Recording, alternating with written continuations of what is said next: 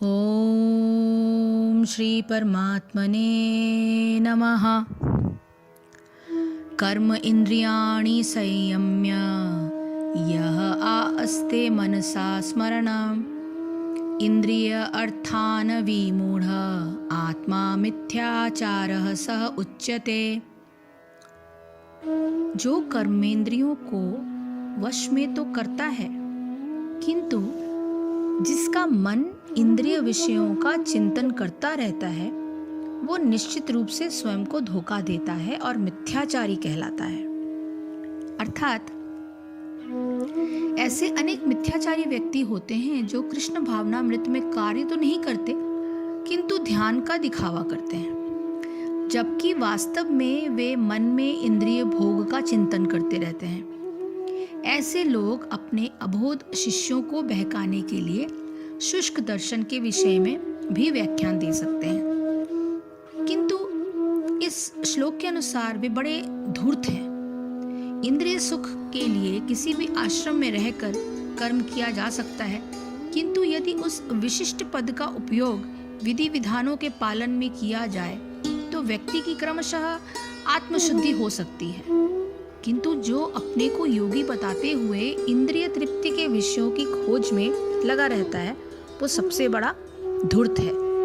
भले ही वो कभी कभी दर्शन का उपदेश क्यों न दे, उसका ज्ञान व्यर्थ है, क्योंकि ऐसे पापी पुरुष के ज्ञान के सारे फल भगवान की माया द्वारा हर लिए जाते हैं। ऐसे धूर्त का चित्त सदैव अशुद्ध रहता है, अतएव उसके योगिक ध्यान का कोई भी अर्थ नहीं होता। यानी वो जो दिखावा कर रहा है उसमें कोई भी ज्ञान का एक कण मात्र भी नहीं होता।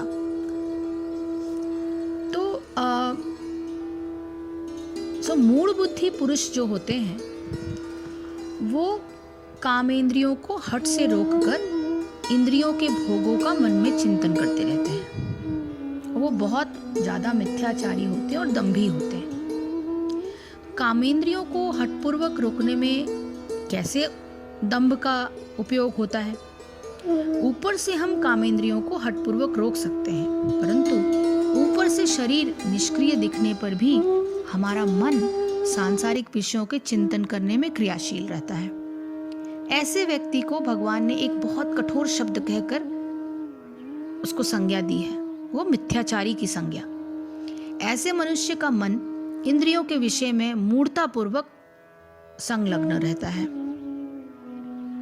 ऐसा अवश्य है कि ध्यान की साधना करते समय कुछ देर कामेंद्रियों को निश्चल रखने की परिपाटी है।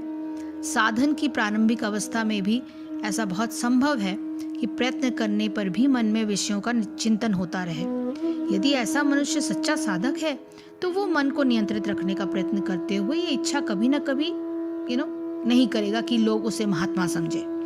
अपने मन को साधने में पर्याप्त समय और अभ्यास की आवश्यकता वो करता रहेगा।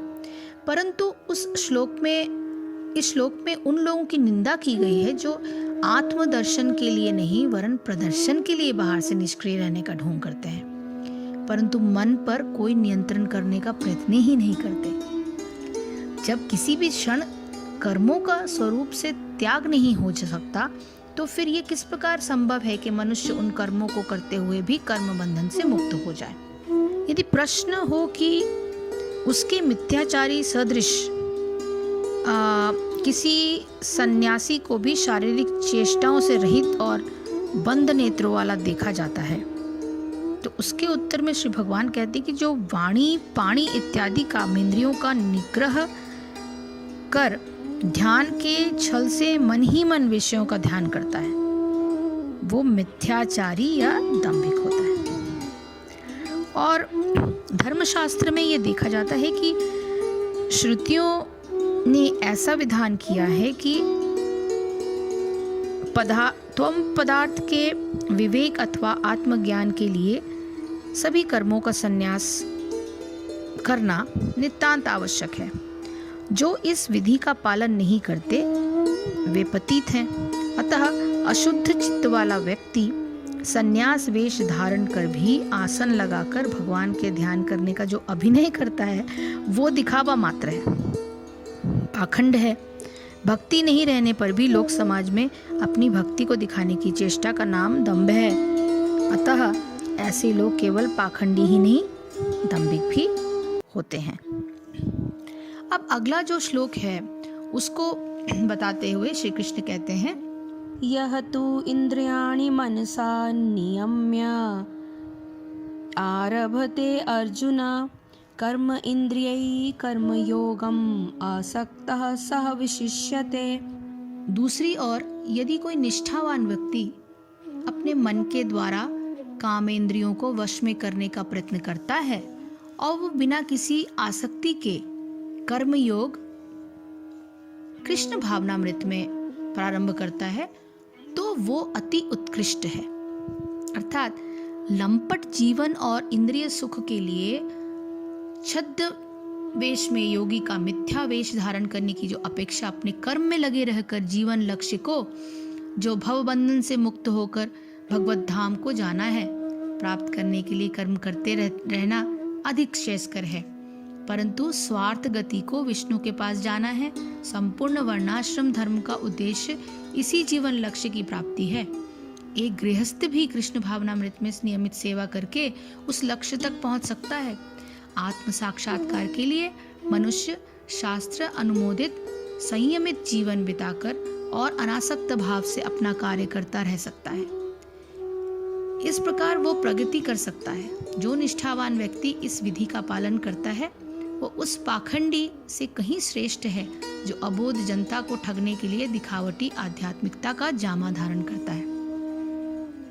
जीविका के लिए ध्यान धरने वाले प्रवंचक ध्यानी की अपेक्षा सड़क पर झाड़ू लगाने वाला निष्ठावान व्यक्ति कहीं अच्छा होता है। इसको हम थोड़ा सा और एक्सप्लेन कर सकते हैं कि ये श्री कृष्ण कहते हैं कि हे अर्जुन, जो पुरुष मन से इंद्रियों को वश में करके अनासक्त हुआ कर्मेंद्रियों से कर्मयोग का आचरण करता है वो ही श्रेष्ठ है। अब कर्मयोगी की श्रेष्ठता किस प्रकार दिखाई जा सकती है? मन द्वारा ही इंद्रियों को वश में किया जाना संभव है।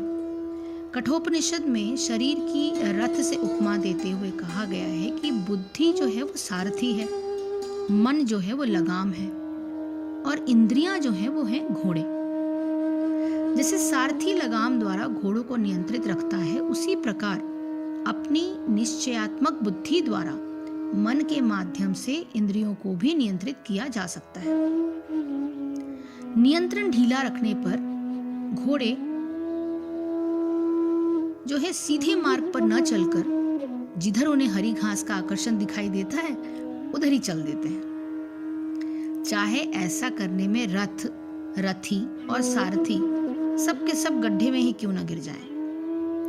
इस प्रकार मन द्वारा इंद्रियों को नियंत्रित नहीं करने पर इंद्रियां निर्दिष्ट मार्ग पर नहीं चलती, वरन वो उस ओर चल पड़ती हैं जिधर उनके सुख कर विषय उन्हें आकर्षित करते हैं, चाहे ऐसा करने में मनुष्य का सर्वनाश ही क्यों ना हो जाए।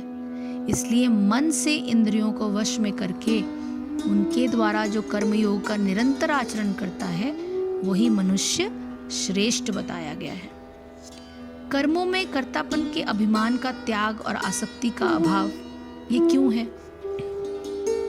अब केवल कर्मों का करना ही कर्मयोग नहीं, अर्थात आप सुबह उठते हैं और अपने ऑफिस के कामों को करते हैं तो ये सिर्फ ऑफिस के कामों को करते हुए उपार्जन करना, पैसों का उपार्जन करना सिर्फ ये कर्मफल के अंतर्गत नहीं आता।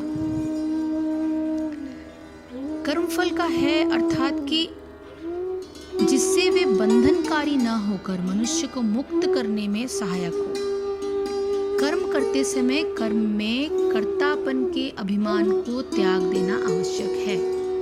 कोई कर्म हम इस कारण ही करें कि वह कर्म कर्तव्य है और उसके करने में भगवान की प्रसन्नता ही हेतु है, न कि हमारी इच्छा का पालन। इसका अभ्यास करने से कर्म में कर्तापन का अभिमान समाप्त हो जाता है। इसके साथ ही कोई कर्म केवल इसलिए नहीं किया जाए कि वह कर्म करने में सुखकर है अथवा उसके प्राप्त होने वाले फल में सुख की आशा है, बल्कि केवल इसी भाव से कर्म किया जाए कि वह करना कर्तव्य है और वह कर्म भगवान की शक्ति से भगवान की प्रसन्नता के लिए किया जा रहा है। उसके फल से किसी प्रकार की संबंध नहीं रखकर जो कर्म किया जाता है वो कर्म योग की श्रेणी में आता है। इस प्रकार से कर्म करने वाले को भगवान ने श्रेष्ठ कहा है। हरे कृष्ण कृष्ण कृष्ण हरे हरे, हरे राम राम राम हरे हरे। जय श्री कृष्ण, जय गुरुदेव।